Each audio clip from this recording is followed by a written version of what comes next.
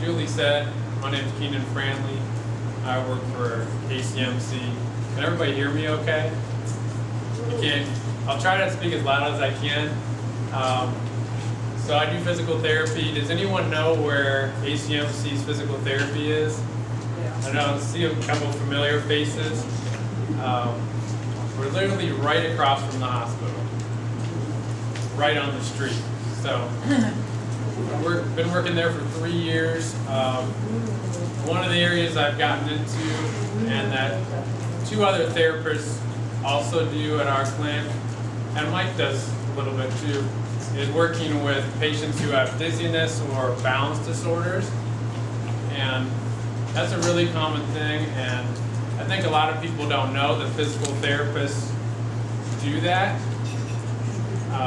So I want to give you some information on if you have dizziness or a balance problem, what do you do, and what could be your problem. How many people have dizziness right now? Anybody have dizziness at the moment or going through periods where they have dizziness? Anybody have balance problems? Yes. Okay. So a lot of this is going to be more toward the dizziness part, but the two go hand in hand. They're very closely related. So let's start with just some terminology so that you can understand what I'm talking about. So first, dizziness is more of a general term that you'd use if your spatial orientation's off. And then if we get more specific, we go on to vertigo, and that is you feel like you're spinning when you're not actually spinning. And then we have visual vertigo. That's as if let's say you're in Walmart and it's real busy, and all that stuff moving around you makes you feel dizzy or feel like you're, off balance. Okay, then there's lightheadedness. So lightheadedness is feeling faint as if you're going to pass out. Usually lightheadedness is more on the side of a heart condition or blood pressure related. And then oscillopsia is a word that means if I'm staring at something and it seems to be moving but I know it's not. That would be oscillopsia. And then unsteadiness is being off balance. So does anyone know what the vestibular system is? Can you raise a hand? Anyone know? Yeah, In the ear? it is, yeah. So here is the cochlea, and that's the part of your ear that you hear with. And that's separate from the vestibular system, which is this whole mess. So we don't have to get real complicated with it, but it helps to understand how it works basically, so that when you get vertigo, kind of make sense of what's going on. So it's got 3 canals here. This one, and this one. And then you got 2 other components here. And what they do is tell you how fast I'm moving my head or my body and where I'm at in relation to gravity. So a lot of balance problems are caused by an inner ear issue. There's one on each side. So this is the angle that they sit in your inner ear on both sides. So there's one here and one here. And so the way it works is they work together. There's fluid that will flow through these. So if I move my head to the right, the fluid flows through them. And it moves this thing here called the cupula. When that moves, there's hair cells embedded in there, and it fires the nerve to your brain. And it tells you, I'm moving my head to the right. If this side's going to fire the nerve to my brain. Does that make sense? Now, a common problem is there's crystals on top of this gel. So the area where the hair cells are embedded in that are connected to the nerve, there's crystals on top of that, right through there, and they can come loose and fall in. That's a common issue, probably, that a lot of people have heard about. So, like we said here, fluid moves through them, it sets off the nerve, and your brain will interpret where I'm moving.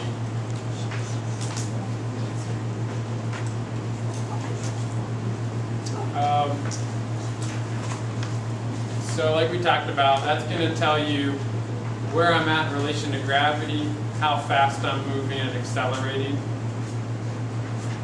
There's other information that your brain will get, such as receptors in your neck, your eyes, receptors in all your joints and your muscles that are going to tell you, they're going to keep you in balance. If everything's working normally, then you shouldn't have any dizziness, you shouldn't feel off balance.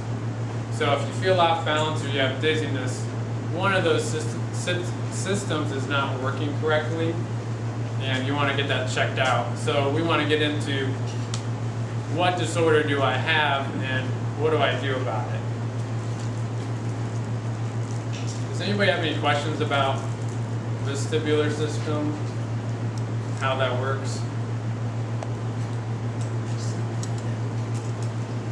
Okay, so the things I'm going to go over today are these disorders here. I feel like they're some of the most common ones.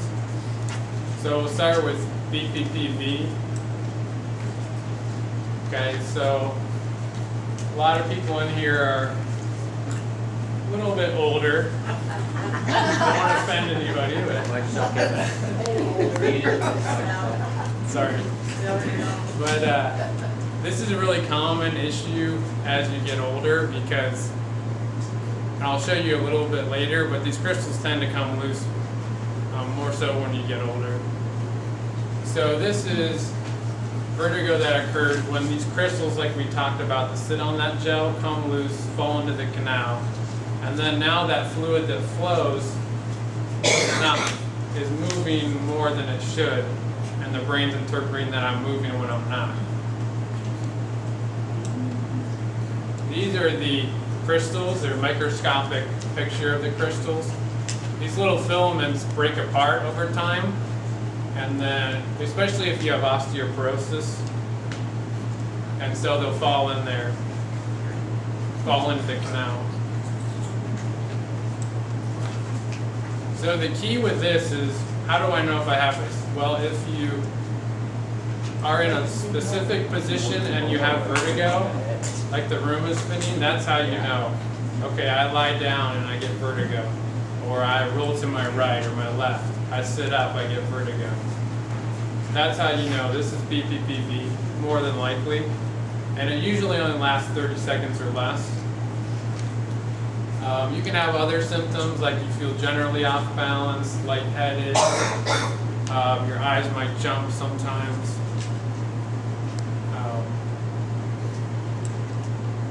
So I want to pull up a picture of when your brain interprets that you're moving and you're not, your eyes will actually move spontaneously, and you may not even realize it. So I'm going to pull up a couple videos of that.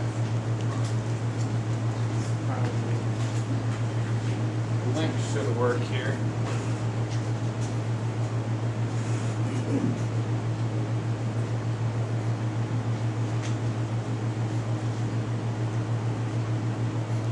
Maybe if I click out of this.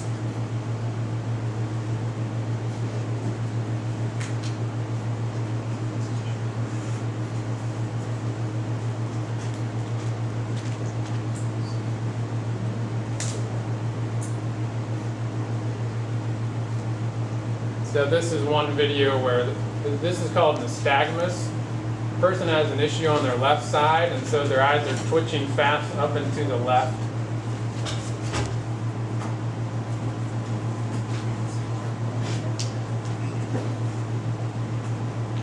Okay, so that was the left posterior canal. We talked, there's 3 canals. And then we're going to do, this is the horizontal. This is less common.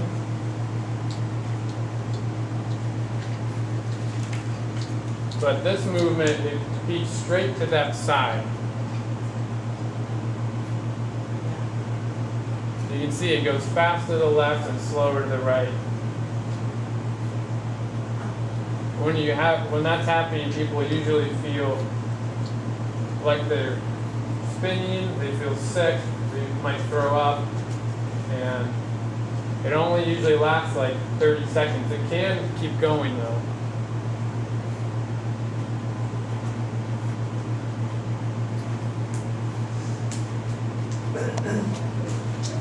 That's all involuntary. It's all involuntary. Yeah, you can't control it. The only way you can control it is by if you look at something and stare at something, it'll decrease. If it's a vestibular problem. If it's from your brain, then you can't suppress it. So one of the key things is, what do you do if you have it? Number one thing to do is go to a physical therapist. If you can identify that that's your problem, you know, if you're not sure, go to your doctor and they can guide you through that. But if you know this matches up with BPPV, it's best just to go to physical therapy because we can do maneuvers to actually clear that out of there. Usually it takes 1 to 2 times to do that, and I mean, there's not a whole lot that's up to 95% effective to get rid of something, so I'm going to demonstrate the maneuver that you would do to get rid of this problem. We'll say it's in the posterior canal on the left. Any volunteers or anyone who have this? Do you actually have it? I have it on the right side. On the right, okay. I've had it lately just for a few seconds when I lie down and turn to the right. Okay. And I've had it a lot worse. But I used to, is it Jim Rulin that's Yeah, in the Jim does a office? lot of the. He cured me way back when I broke my shoulder and they would lie me down to work on my shoulder. Then when I'd sit up, I would have it for like, well, probably only 30 seconds, but it seems like forever. And my eyes were moving and everything. Yeah. And then he cured me just with a couple times. Yeah, we could do that. We could demonstrate what it is, as long as you're willing. That'll cure it.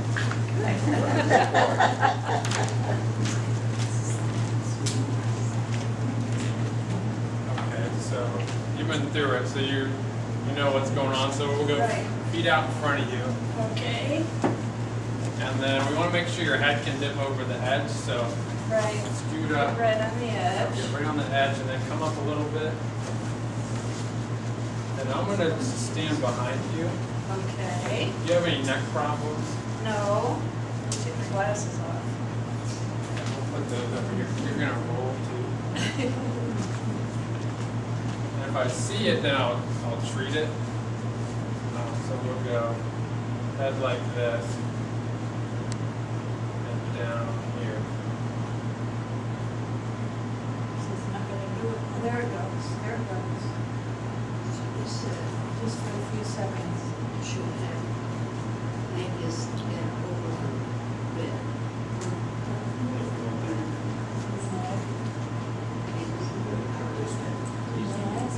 Because I felt it just for a few seconds. Okay, so basically what you would do, you would check each side to see, and this would be for the posterior canal, but you check each side to see if they're having the symptoms. Here it's not too bad, so it might even be a different canal, or the crystal just might not have fallen down there. Sometimes it takes a couple times. But then what you would do would be turn this way. Yeah, that's feels a little bit funny, but not the way it does on the right. So then you have them in the position here, the person's in the position about 30 seconds after their symptoms occur. Okay, and then what you want to do is bend your knees. And let's roll all in one clean sweep. Roll onto your left side. Oh, yeah.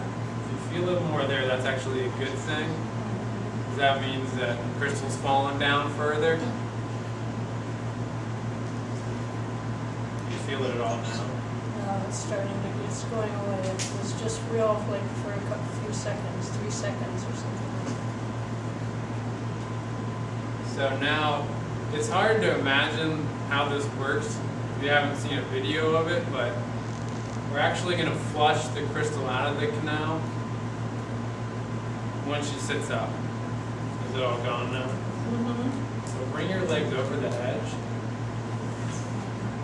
and then sit up on one clean sweep.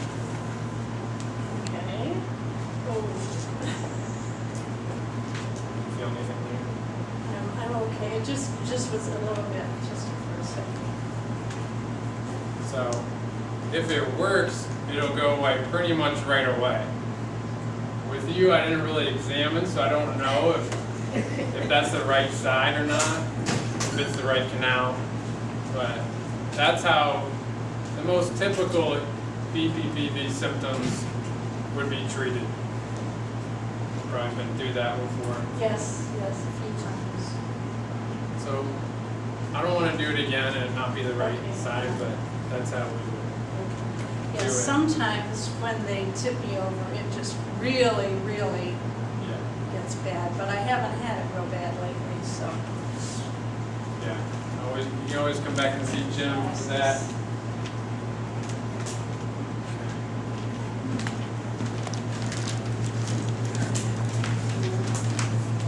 So that was called the Epling maneuver, that real common thing, way to treat that. Anybody have any questions about that? Crystal flushes, and where does it go? It goes out of the canal and then back into that, they call it the utricle. And then I think it just gets absorbed. I'm not certain what happens to it, but Does it like float around there? So can you go flush again, or it's just completely eliminated now? yeah, it'll stay out of there. You can get it going into a different canal. Pretty rarely it can. Or you can get more of them if there's a lot of little ones falling down. Then it might keep giving you symptoms and lighter symptoms. What happens if you, I mean, when I lie down in bed and occasionally turn and I'm dizzy, but if I move my head, I'm not dizzy anymore. It's very intermittent, and then it will just completely go away. Is that just that the crystals are realigning themselves Well, it without should, doing the maneuver? yeah, if you get them to fall down into the canal the right way, then it should be consistent. But once they settle down in that canal, then the symptoms will go away. So I'll move that way. They'll fall down in there. Then once everything stops, settles down, symptoms will go away. And that's why you only feel it for like 30 seconds. So the next thing on the list, go over is vestibular neuritis. This is a viral infection to your inner ear, and a lot of times you'll have an infection of your GI system or your upper respiratory system preceding the issue. So with this, it's different from BPPV because this, you'll have an attack of vertigo lasting several days. That's one of the key signs. And then what will happen is it'll get better over time, but you'll still have some symptoms of vertigo, imbalance. You might feel sick or vomit. Now, what you would do if you have this is pretty scary because you're like, all of a sudden you have vertigo for 3-4 days and it's terrible and you feel sick all the time. A lot of people go to the emergency room. I wouldn't blame them for that. A lot of times if you see your doctor, they'll give you steroids to help clear the infection, calm down the inflammation. A lot of people get meclizine, which suppresses your vestibular system. Or once everything calms down, they'll send you to therapy more than likely. and give you exercises that if basically it makes one side weak. So I have full signal coming to the left. If my right side's weak and I have a virus that causes inflammation, then I'm not going to get equal information in my brain, and it thinks that I'm moving to the left. So you can do exercises to correct that, and your brain has great adaptability, and it's able to be retrained and to be recalibrated essentially, so that the weaker side and the stronger side, it interprets those signals differently, and you don't have symptoms anymore. So similar to vestibular neuritis is labyrinthitis. It's almost the exact same thing. The only difference is you have a different area that's infected with the virus, and you have a loss of hearing that occurs really quickly. So if you have progressive hearing loss and vertigo, it's not the same as all of a sudden one day I can't hear. So this is more of an abrupt loss of hearing. Treated in a very similar way. One of the things that's good to know, if your doctor gives you meclizine, I mean, you have to go off their order. We can't tell the doctor what to do in terms of medications, but usually if you're coming to therapy and you have one of these issues and they give you meclizine, you don't want to stay on it forever because it's going to suppress your vestibular system when you're trying to train it. So it kind of holds you back. So vestibular neuritis and labyrinthitis are really similar. Labyrinthitis, you have loss of hearing with that. And then there's anterior vestibular artery ischemia. So basically, that artery that feeds some of these structures in your inner ear gets blocked, and you have vertigo, imbalance, maybe you have nausea, vomiting. People who have this are more likely to have poor heart health, diabetes, high blood pressure, high cholesterol, don't exercise, obese, smoker, alcoholic, that kind of thing. And again, it's going to be very similar to labyrinthitis and vestibular neuritis. You have vertigo, nausea, imbalance. Symptoms might be really bad for several days and they'll calm down. You can't really diagnose this with an MRI like you can other strokes because it's so small of a vessel. So to treat it, they will give you things to prevent this from happening again: blood pressure medication, exercising, taking medication to lower cholesterol, along those lines. And then again, the meclizine to calm down your symptoms, so sedates you a little bit while symptoms are really bad. And then you go to therapy and get everything retrained so you feel balanced again. Has anyone ever had Meniere's disease or heard of that at all? This is a really bad one. This is different from the others in that you have bouts of vertigo, loss of balance, ringing in your ears, hearing loss, and probably feel sick, lasting anywhere from 20 minutes to 24 hours. And this can happen several times a year, even several times a month. It's common in your 40s, it can start, it can last 7 years or more. They don't know what causes it. They think it's something to do with the amount of pressure in your inner ear, but they're not really sure. So if you have this, while you have an attack, they give you something like meclizine, Dramamine, some kind of suppressant to calm it down. They may give you a diuretic because we talked about there's more pressure in the ear, you feel like the ear is full, so they might reduce your fluid volume, give you steroids to calm down inflammation. if it stays really bad and it just really affects your life, might do surgery for this, and they could either cut the vestibular nerve, cut some of the labyrinth, some of those canal systems. They're basically killing that side so that you don't have so severe symptoms. Physical therapy really doesn't help unless you constantly have poor balance, or you have some other vestibular system issue or other issue you're dealing with. But this is going to be one of those things that mainly is managed medically. Okay, so then we got acoustic neuroma. This is a tumor of the inner ear, and this is different from the others in that you don't usually get vertigo from it. You just feel off balance. You start losing your hearing. You start having ringing of your ears. Because the 8th cranial nerve, which is called your vestibulocochlear nerve, exits with the facial nerve, you might have facial numbness potentially if the tumor gets big enough. You might lose some taste sensation.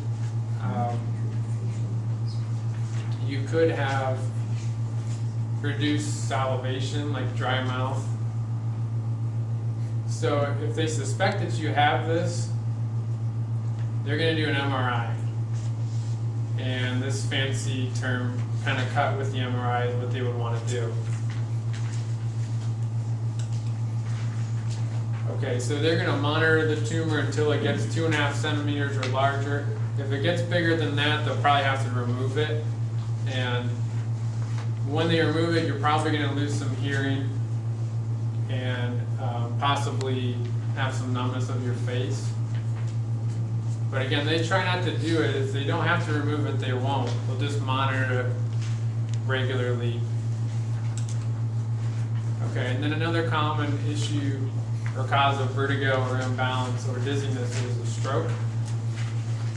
So strokes that would affect or cause these sorts of symptoms are going to be on the brainstem or the cerebellum. So your cerebellum is that area that controls coordination of your body, and the brainstem does a lot of things, the automatic things that happen in your body, like your heart rate, blood pressure. So this, when you have an issue like this, where there's a stroke and you're getting vertigo, imbalance, nausea, vomiting, with the other things, you don't get these other symptoms, the other diagnoses. You're not going to get headaches or facial pain, hiccups, or any of these crazy symptoms that are in bold. That's what distinguishes this from other things. Is now I'm having all these crazy symptoms that go along with the vertigo and imbalance. I need to go to the emergency room. So like it says here, the FAST acronym, face, arm, speech, time. If you think you have a stroke, go to the emergency room. If you don't have a stroke, hey, at least you got checked out. So they'll do a CT or MRI and MRA, which shows the blood flow through the brain. So anytime there's a stroke, there's going to be an area where there's a permanent loss of blood flow. If it's a big enough area, you'll have permanent deficits for whatever that area controls. So the faster you get to the ER, the better, because they can give you a drug that will clear the clot if that's what the stroke is caused by. Any questions so far about those diagnoses? So there's other things that can cause dizziness. There's actually more than just this. You've probably never heard of some of these ones at least. So superior canal dehiscence. If you have issues, you can always look these up. I'm not going to go over them because I don't want to get too complicated. Also, people can have MS, Chiari malformation or cerebellar lesion. The red flags are a good thing to know. If you have any of these, you probably want to go to the emergency room. So that would include double vision, trouble swallowing, trouble speaking, facial numbness. You're dropping things unexpectedly. You're walking like you're drunk. Your vision's changing. You have facial numbness. Heart's racing. You're sweating vigorously when you're not working out. Any of these things could say, oh, I might have a heart attack or a stroke or some kind of tumor in my brain. So these would be things that would tell you you better get to the emergency room. So we've gone over all these disorders. What do you do if you have them? So we talked about BPPV, which is what we did the maneuver on this lady with. You want to go to the physical therapist for that one. If you know that you have it, you can go directly to a physical therapist for that. You don't have to go through your doctor. If you have some of the other issues, a lot of times it's not as clear what you have, so you're probably going to start with your primary physician, and then neurologists can sometimes be helpful if it's a brain issue, especially. A lot of the ones we get, a lot of issues we get related to dizziness and balance might come through the ear, nose, and throat doctor, like Dr. Papsadero for ACMC. I don't think we have an otologist or a neuro-otologist, but they say those are like the most specific for these kinds of issues. But like I said, doesn't hurt to start with your regular doctor.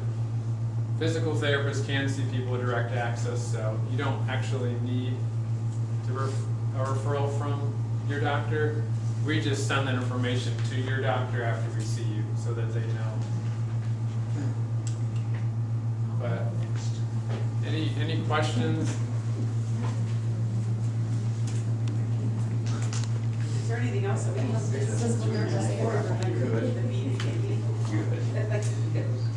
if I know something's wrong with me, do I have to go to the doctor or Yeah, anything else? if you know something's wrong with you and it matches up with one of these disorders that doesn't have a red flag attached to it, like you're pretty sure you don't have a stroke because I just have spinning that's going on. I feel off balance. You can come directly to a physical therapist. Even if you came to a physical therapist and you had red flags, like I'm not speaking correctly or I'm numb on one side, we'd send you right to the ER anyway. So, a lot of people don't know we can see you directly, which we can in Ohio. When did that change? Because It's been like 10 years. has it been? Yeah, I think, right, Mike? Direct access in Ohio. It's been less than 10 years, but it's been Okay. close to it. Good. Yeah, Okay. somewhere in the I did 5. not know that. Yeah. Is there anything we can do preventative to, like you said, about knees? Yeah. It starts 40s, what about if you're 60? Can I say I'm done with that, won't happen? You're less likely, but it's possible. My ears, there's nothing you can do to prevent it that I know of. BPPV, there's nothing you can do to prevent it. A stroke, just having good heart health, exercising. Most people know about how to prevent heart disease and stroke. Like vestibular neuritis, labyrinthitis, those things. It's kind of one of those things you can't control so much. It's just a virus that you get. If you have a lot of upper respiratory infections, you want to stay on top of that because it could go to your inner ear and cause you to be off balance. I have a question. I have a friend who gets vertigo. She takes medication when she has it. But she had went down to Columbus, I don't know who she's seen or something. and they said about the crystals and all that. But then, you know, she lives in Ashtabula, and then she said that every once in a while when she gets that, she can call this person and they can talk to you over the phone. Okay. Have you ever heard of that? And relieve her problem? I mean, I've never heard of anything like that, just through talking to somebody yeah. to get rid of it. She'll call this, whoever she went to. I mean, she was down there a couple of days and then she come back, and if she gets something just a couple of weeks ago, she had to call her again, and I got her on the phone like maybe an hour, hour and a half, and then it all goes away. To me, it sounds unbelievable, but Yeah. you've never heard of that? I've never heard of that. And she's done I it don't more than know. once. And I mean, you know, I'll just say this, the brain has tremendous power to be healed just by yeah. somebody who Except driving cares. back to Columbus. I they really do it don't- Over the phone. I don't know about that, yeah. If it's the crystal issue, it's not gonna be solved just by talking to somebody. I don't know if they tell her what to do. Well, or maybe what, they you do, know. maybe they tell her what to do and say, hey, do this, and that relieves the symptoms, it could be. Yeah, because I've never heard of such a thing, but I know she's called her a few different times. That's interesting. Yeah, because my husband has vertigo every now and then, but you know, like if he gets down, then he gets up now, you know, everything. Yeah, a lot of He took times- one of them medications. Yeah, a lot of people have trouble when they get up from lying down, and Like, they a feel mechanic laying under lightheaded. the car or something, they go to get up and Right. people want, you know. That's really commonly blood pressure issues. Your blood pressure isn't going up fast enough, and so you feel lightheaded. You might even feel vertigo with that. Does balance deteriorate with age? And if so, is there something you can do about it to help? Yeah, balance definitely deteriorates with age, especially if you're not very active. But no matter what, I mean, it becomes something where I don't ever have to practice balance to when you get older, now I have to actually practice it. So physical therapy is great for that because we work with people who have poor balance all the time. And you may not have any of these disorders, but you just have poor balance, so you can train it to some degree. Is there a requirement for a referral for balance issues to see a physical therapist or not? There's not. Basically, the way it works, you can come see us directly. If we send that information to your doctor within 5 days, then we're good. And we have 30 days to treat you for that issue. If it doesn't get better. If it gets better, then we can keep going. Got it. We can, Can BPPV be caused by falls? Yeah, If you a could- person has multiple, like if they fall regularly, can they get it doing that? yeah, you can get BPPV, which is the crystal thing, from trauma. Usually if you're younger, that's the reason why you have it. Like if you're below the age of 40, you probably have it because you hit your head or you got a concussion or a car accident. Any other questions? All right, that's all I got. Thanks for coming in, appreciate it.